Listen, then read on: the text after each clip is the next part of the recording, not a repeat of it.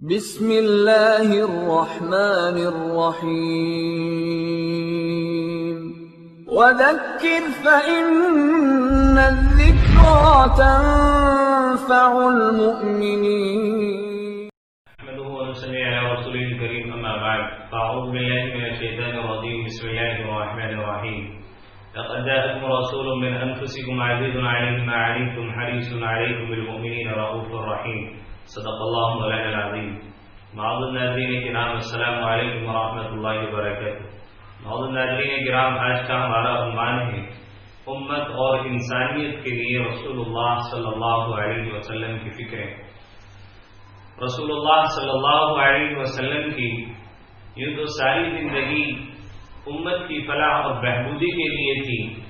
آپ علیہ السلام نے اپنی ساری زندگی کو اس امت کی فلاح اور بہبودی کے لیے، اس کی کامیابی اور کامرانی کے لیے آپ علیہ السلام نے زندگی کے ہر گوشے میں اس امت کی رہنمائی دی ہے. اور آپ علیہ السلام نے رہنمائی نہیں بلکہ آپ علیہ السلام نے عملی اقدامات بھی فرمائے ہیں کہ کس طریقے سے اس امت کی ترقی ہو اور کس طریقے سے یہ امت فلاح اور کامیابی کے زینے پر گامزن ہو، اور کس طریقے سے یہ امت جو ہے ساری امتوں سے ممتاز بنے، اور یہ امت دنیا کی بھی بھلائیاں اپنے آنچل میں سمیٹ لے اور آخرت کی بھلائیاں بھی ان کے آنچل میں سمٹ کے آ جائے. اسی کی عکاسی کرتے ہوئے قرآن کریم میں گویا ہوتا ہے لقد جاءكم رسول من انفسكم عزيز عليه ما عنتم حريص عليكم بالمؤمنين رؤوف رحيم، کہ ہم تمہارے میں ایک رسول بھیج رہے ہیں جس کو اپنی امت سے بہت زیادہ پیار ہے، جو اپنی امت سے بہت زیادہ محبت کرتا ہے، اور وہ یہ چاہتا ہے کہ ساری دنیا کی فلاح اور ساری دنیا کی کامرانی اور ساری دنیا کی جتنی بھی کامیابیاں ہیں وہ ساری کے ساری ان کے دامن میں سمٹ کر کے آ جائے. یہ اللہ کے نبی علیہ السلام کی فکر تھی جو قرآن کریم نے اپنے انداز میں یوں بیان کیا لقد جاءکم رسول من انفسکم عزیز علیہ ما عنتم حریص علیکم بالمؤمنین رؤوف رحیم. آپ علیہ السلام کی فکریں اس امت کی دونوں جہاں کی فکریں تھیں کہ کس طریقے سے یہ امت دنیا میں بھی کامیاب ہو اور یہ امت آخرت میں بھی فلاح اور بہبودی کے زینے پر گامزن ہو اور فلاح اور بہبودی کا جو ہے پرچم اپنے ہاتھوں میں لیے ہوئی ہو. اللہ کے نبی علیہ السلام نے اس لیے اس کے سیرت کو، اس کے کردار کو، اس کے اخلاق کو، اس کی تعلیم اور ترقی کو آپ علیہ السلام نے ہمیشہ عروج دیا. آپ علیہ السلام نے ہمیشہ رہنمائی کی. اللہ کے نبی علیہ السلام کی فکریں کیسی تھی کہ جب یہ آیت نازل ہوئی وَإِن تُعَذِّبْهُمْ فَإِنَّهُمْ عِبَادُكَ وَإِن تَغْفِرْ لَهُمْ فَإِنَّكَ أَنْتَ الْعَزِيزُ الْحَكِيمُ. اللہ کے نبی علیہ السلام اس آیت کے اترنے کے بعد پوری رات روتے رہے اور کہتے رہے یا رب میری امت، یا رب میری امت. یعنی اللہ کے نبی علیہ السلام جہاں اس امت کی دنیا میں فلاح اور بہبودی دیکھنا چاہتے تھے، وہیں آپ علیہ السلام اس امت کو آخرت کے لیے بھی تیار کر رہے تھے کہ کس طریقے سے یہ امت جہنم سے بچ کر کے جنت میں جانے والی بن جائے. ایک مرتبہ اللہ کے نبی علیہ السلام سے کچھ صحابی ملنے کے لیے گئے. آپ علیہ السلام نے ان سے ملے نہیں. اچانک حضرت فاطمہ رضی اللہ تعالی عنہ آپ علیہ السلام کے پاس گئیں اور سلام کیا السلام علیکم. اللہ کے نبی علیہ السلام نے سلام کا جواب دیا اور ان کے لیے دروازہ کھولا. جب دروازہ کھولا تو حضرت فاطمہ نے آپ علیہ السلام کے چہرے کو دیکھ کر کے کہا اے نبی، اے میرے پیارے والد، آپ اتنے پریشان کیوں لگ رہے ہیں؟ آپ آج اتنے غمزدہ کیوں لگ رہے ہیں؟ اللہ کے نبی علیہ السلام نے ارشاد فرمایا اے میری پیاری بیٹی، آج میرے پاس جبرائیل امین ابھی آئے تھے اور وہ یہ وحی لے کر کے آئے ہیں کہ تمہاری امت بھی جہنم میں جائے گی، تو میں اپنی اس امت کی فکر کے لیے رو رہا ہوں کہ یا رب میری امت، یا رب میری امت. یہ بات کہہ کر اللہ کے نبی علیہ السلام سجدہ ریز ہو جاتے ہیں، سجدے میں گر جاتے ہیں اور پھر اللہ کے سامنے گریہ ازاری کرتے ہیں. یہ اللہ کے نبی علیہ السلام کے لیے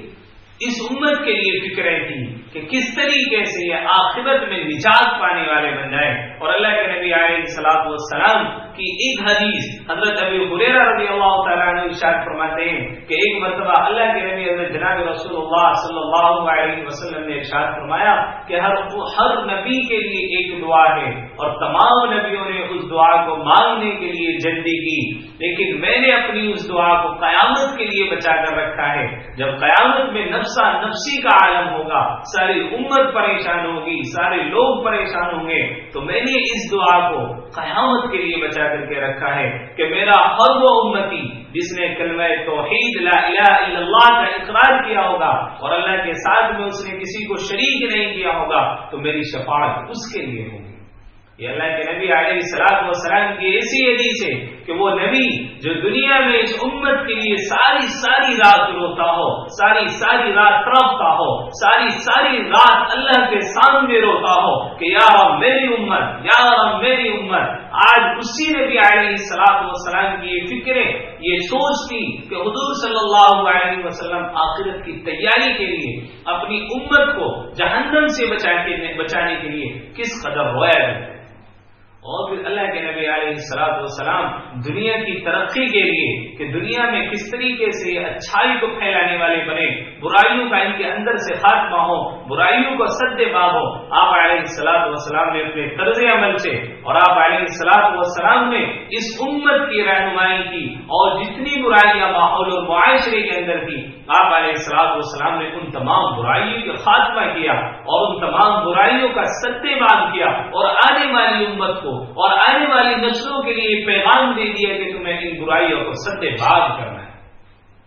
اللہ کے نبی علیہ الصلوۃ والسلام اگر کوئی پریشانی امت پر آنے والی ہوتی اس کی مزاحمت فرماتے، امت کی حفاظت فرماتے، اور آپ علیہ الصلوۃ والسلام نے اس امت کی حفاظت کی اور آپ علیہ الصلوۃ والسلام نے اس امت کی ترقی کے لیے، اس کی فلاح اور بہبودی کے لیے آپ علیہ الصلوۃ والسلام نے ایک بہترین معاشرہ تشکیل دیا. اور اس بہترین معاشرے کو تشکیل دینے کے بعد آپ علیہ الصلوۃ والسلام نے یہ ارشاد فرمایا ایاکم والظن فإن الظن اکذب الحدیث لا تحسسوا ولا تجسسوا ولا تنافسوا ولا تحاسدوا ولا تباغضوا ولا تدابروا كونوا عباد الله اخوانا. کہ اے لوگوں آپس میں نفرتیں مت کرو، آپس میں ایک دوسرے کے عیب تلاش مت کرو، ایک دوسرے کے ساتھ میں حسد مت کرو، ایک دوسرے سے نفرت مت کرو، بلکہ آپس میں بھائی بن کر کے رہو، آپس میں پیار اور محبت سے رہو. یہ تعلیم اللہ کے نبی علیہ الصلوۃ والسلام کی ایسی تعلیم تھی، ایسی فکر تھی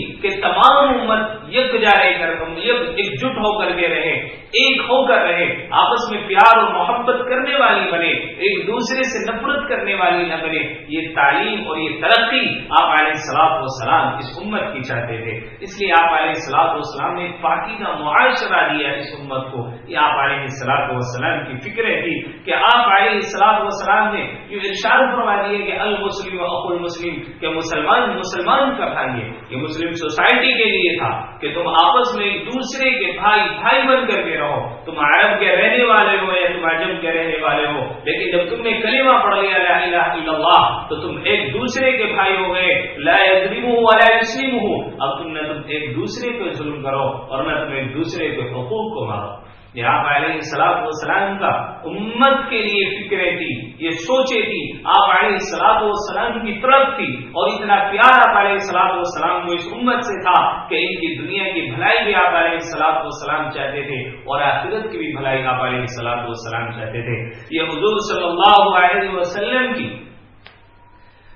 زندگی کے چند نمونے آپ حضرات کے سامنے پیش کیے گئے کہ آپ علیہ الصلوۃ والسلام کی فکریں تھی امت کے لیے. تو یہ اللہ کے نبی علیہ الصلوۃ والسلام کی فکریں اس امت کے لیے نہ ہو، لیکن اس امت کی فکریں حضور صلی اللہ علیہ وسلم کے لیے کیسی ہونی چاہیے کہ ان کے اس عملی نمونے کو اور آپ علیہ الصلوۃ والسلام کے اس طریقۂ زندگی کو اختیار کیا جائے اور ماحول اور معاشرے کو تشکیل کیا جائے اور ایک ایسا اسلامی ماحول اور معاشرہ بنایا جائے ہے جو آپ علیہ الصلوۃ والسلام کہنا چاہتے تھے۔ حضور صلی اللہ علیہ وسلم کی فکر اس امت کے لیے دنیا کی فلاح اور بہبودی کے لیے بھی تھی اور آخرت کی فلاح اور بہبودی کے لیے بھی تھی۔ اگر آج بھی ہمیں دونوں جہاں کی کامیابی چاہیے، دونوں جہاں کی کامرانی چاہیے، تو آپ علیہ الصلوۃ والسلام کی ان فکروں کو دیکھ کر کے، ان کو سوچ کر کے اپنے مائنڈ میں، اپنی سوچ میں ان کو ڈھالنا ہوگا اور اپنی طرز زندگی میں آپ علیہ الصلوۃ والسلام کی فکر کو لانا ہوگا۔ تو پھر یہ ایک ماحول اور معاشرہ بہترین ہمارا سماج بن سکتا ہے جس سوچ کو لے کر آپ علیہ الصلوۃ والسلام بڑے تھے۔ اللہ تبارک و تعالی ہمیں آپ علیہ الصلوۃ والسلام کی ان فکروں کو عملی جامہ پہنانے کی توفیق عطا فرمائے۔ وآخر دعوانا الحمدللہ۔